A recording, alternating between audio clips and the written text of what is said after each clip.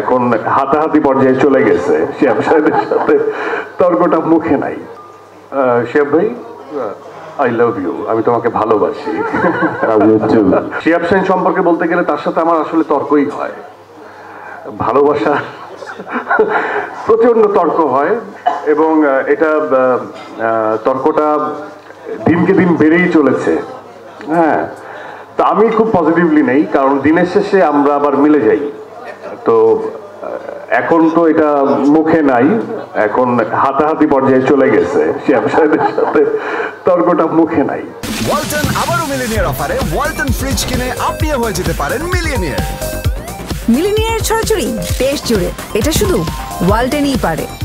তো সে তার, আমি তাকে, আমার সবচেয়ে বড় ভালো লাগে যে একজন মানুষের, আমার কাকার বয়সী, আমি তাকে কাকু ডাকি।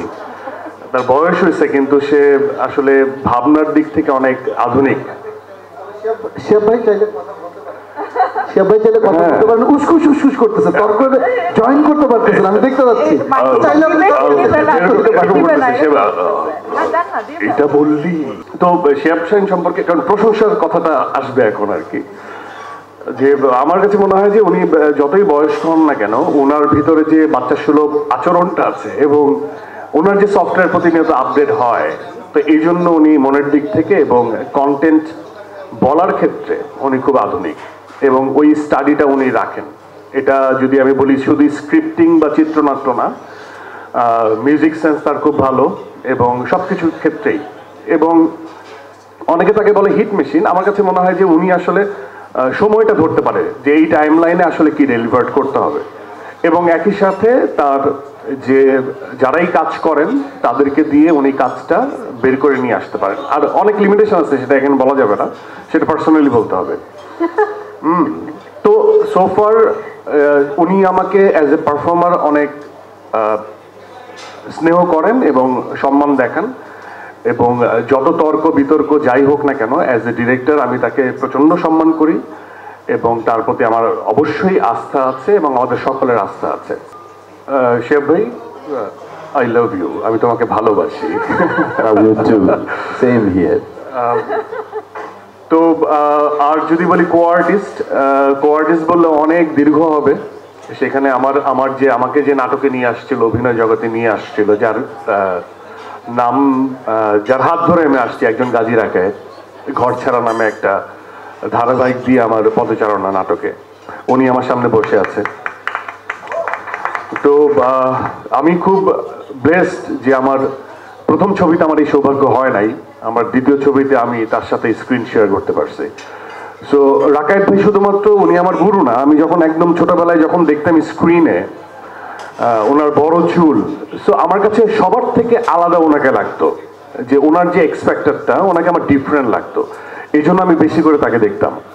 তো তখন আমার মনে হতো যে এই যে নায়কোচিত ব্যাপারের বাইরেও যে একজন ক্যারেক্টার বা একজন মানুষ আলাদাভাবে নিজের গ্রহণযোগ্যতা বা টানতে পারে, এই ফিলিংসটা কিন্তু ওই 2004-05 ওই সময় অভিনয় আসার থেকে, ওনার কাছ থেকে আসা। আমরা দেখতাম যে উনি একটু ডিফারেন্টলি নিজেকে পোর্ট্রে করতো। মনিয়ারা মিঠু আপা খুবই গুণী অভিনেত্রী, সবাই জানেন আপনারা। ওনার সাথে আমার এই প্রথম সিনেমাতে স্ক্রিন শেয়ার, এবং আমি বলবো যে আমার বন্ধু মানুষ রাজীব সালেহীন, ছবিটা দেখলে আপনারা বুঝবেন অসম্ভব ভালো করেছে, আমার চোখে খুব ভালো করেছে। এবং এখানে আর পারফর্মার দেখতে পাচ্ছি না, এখানে আমার খুব আদরের বা পছন্দের, বলা হয়নি কখনো, মাশা আছে, ওর গান আমার খুব পছন্দ। আর পাশেই বসে আছে, হ্যাঁ, জেফারকে আমরা অনেকে অনেকভাবে পোর্ট্রে করি, কিন্তু খুবই হাইলি ট্যালেন্টেড একটা মেয়ে এবং খুবই ইজি গোয়িং। মানে খুবই ইজি গোয়িং বলতে মানে হচ্ছে অন্য কোনো কিছু না, খুব খুব সাধারণভাবে সাধারণ একজন মানুষ। এবং আমার ফাইন্ডিংস হচ্ছে যে খুব, কারণ টুইস্টিং করতে আপনারা পছন্দ করেন, করে ফেলতে পারে, ইজি গোয়িং কি ভাই। হ্যাঁ, তো আমার কাছে খুব সহজ মনে হয়, সহজ মনের মানুষ মনে হয়, এবং খুবই ট্যালেন্টেড। ও অ্যাকচুয়ালি খুবই ভালো কম্পোজার এবং লিরিসিস্ট, এবং একই সাথে, অথবা শুধুমাত্র আপনারা জানেন যে সে একজন গায়িকা, কিন্তু গায়িকার পেছনেও তার অনেক গুণী পরিচয় আছে, বিশেষণ আছে।